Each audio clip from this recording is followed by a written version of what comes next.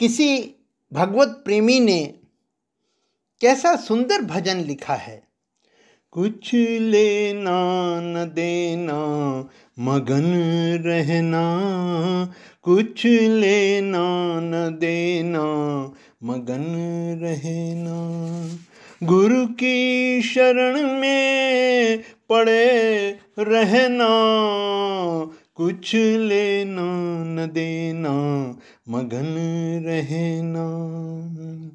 पांच तत्व का बना शरीरा। भगवान श्री राम बाली की पत्नी तारा को समझाते हुए कह रहे हैं, क्षिति जल पावक गगन समीरा, पंच रचित अति अधम शरीरा, प्रगट सो तनु तव आगे सोवा, जीवन नित्य के ही लगी तुम रोवा। पांच तत्व का बना शरीरा, जामे बोले रे मैना, कुछ लेना न देना मगन रहना, कुछ लेना न देना मगन रहना। गहरी नदिया नाव पुरानी। हम सबका जीवन गहरी नदी के समान ही तो है, जो निरंतर समय की धारा के समान बह रहा है। और ये शरीर नाव की तरह है, जो उम्र के बढ़ने के साथ साथ पुराना होता जाता है, जर्जर होता जाता है। फिर एक दिन पांच तत्व में मिल जाना है। तो फिर करना क्या है? केवटिया से मिले रहना, कुछ लेना न देना मगन रहना। केवटिया कौन है? केवटिया हमारा प्यारा गुरु है। वही तो हमारे शरीर रूपी नाव को जीवन धारा रूपी नदी में चलाता है। उसी से मिले रहना है, बस सब ठीक हो जाएगा। कबीर साहब हमेशा प्रत्येक श्रोता को साधु समझते थे। जो कहना होता था उन्हीं को संबोधित करते हुए कहते थे, कहत कबीर सुनो भाई साधो। और इसी बात को देखिए गोस्वामी तुलसीदास जी किस तरह कह रहे हैं, गुरु बिन भवनिधि तरई न कोई, जो बिरंच शंकर सम होई, जे गुरु चरण रेणु सिर धरही, ते जनु सकल विभव बस करही। कहत कबीर सुनो भाई साधो, गुरु के चरण में लिपट रहना, कुछ लेना न देना मगन रहना, कुछ लेना न देना मगन रहना। बस इतना ही योग है, इसी को प्रेम योग कहते हैं। भक्ति में डूबे कवियों ने तो इस प्रकार तक कहा है कि प्रेम बराबर योग नहीं, प्रेम बराबर ध्यान, प्रेम भक्ति बिन साधना, सब ही थो था ज्ञान।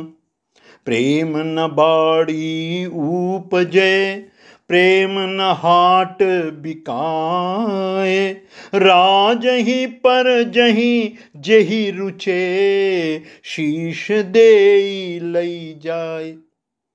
श्री राम जी के राज्याभिषेक के बाद गदगद वाणी से स्तुति करते हुए भगवान शंकर ने तो उनसे प्रेम भक्ति और सत्संग का ही वरदान मांगा था।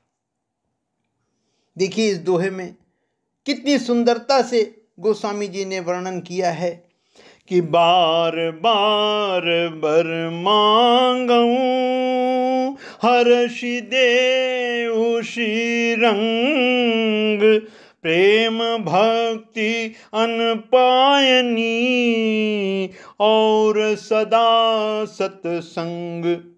इसी प्रेम की पीड़ा का सहारा लेकर सूरदास तर गए। मीरा, तुलसी, रसखान, राधा, न जाने कितने नाम हैं जो प्रभु प्रेम में दीवाने हो गए। कभी सोचा आपने कि प्रेम की शुरुआत कैसे होती है?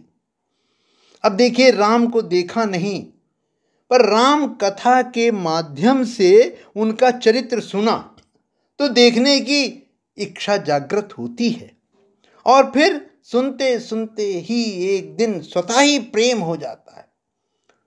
तुलसीदास जी कहते हैं कि राम चरण रति जो चाह, अथवा पद निर्वाण, भाव सहित सो यह कथा, करऊ श्रवण पुट पान।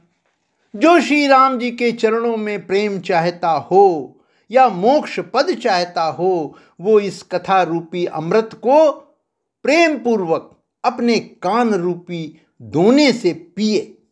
फिर तो बस आनंद ही आनंद है, और आनंद के जन्मते ही श्रद्धा की उत्पत्ति होती है, और फिर यही अंततः विश्वास को प्रकट कर देती है। तो प्रेम, श्रद्धा और विश्वास का कैसा अटूट रिश्ता है। अब सोचिए भला कि प्रेम के माता पिता कौन है? आप कहेंगे ये कैसा प्रश्न है, पर तुलसीदास जी ने रामचरितमानस में ये भी लिखा है, जननी जनक सिया राम प्रेम के, बीज सकल व्रत धर्म नेम के।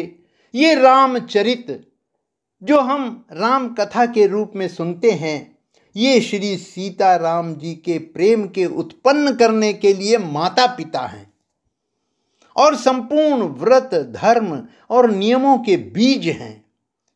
यही कारण है कि हमारे गुरुजनों ने श्री रामचरितमानस यानी रामायण को पढ़ने, सुनने और उसका अनुमोदन करने पर बहुत जोर दिया है।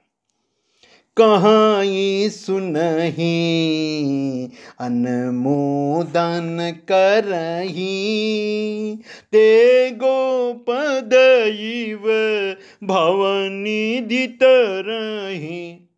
क्योंकि यही कलिकाल न साधन दूजा, जोग यज्ञ जप तप व्रत पूजा। राम ही सुमिरिय गाइय, राम ही संतत सुनिय, राम गुण ग्राम ही। परम पूज्य लाला जी महाराज अपने गुरु से बेइंतहा प्रेम करते थे।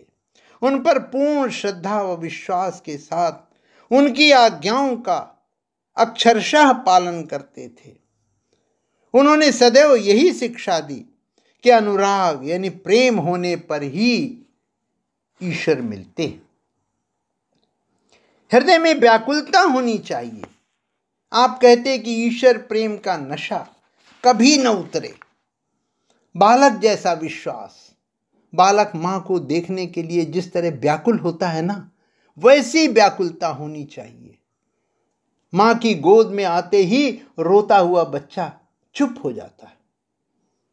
हमारे यहाँ के संतों ने बार बार कहा है कि व्याकुल होकर रोने से एक न एक दिन माँ रूपी गुरु अवश्य मिलता है, और तब साधक को अद्भुत शांति की अनुभूति होती है। श्री पूज्य चचा जी महाराज ने कहा है कि अकेले में ईश्वर के सामने रो, पश्चाताप करो और क्षमा प्रार्थना करो। हृदय में किंचित भी मैल न रहने पाए, उसे प्रार्थना करके साफ कर डालो।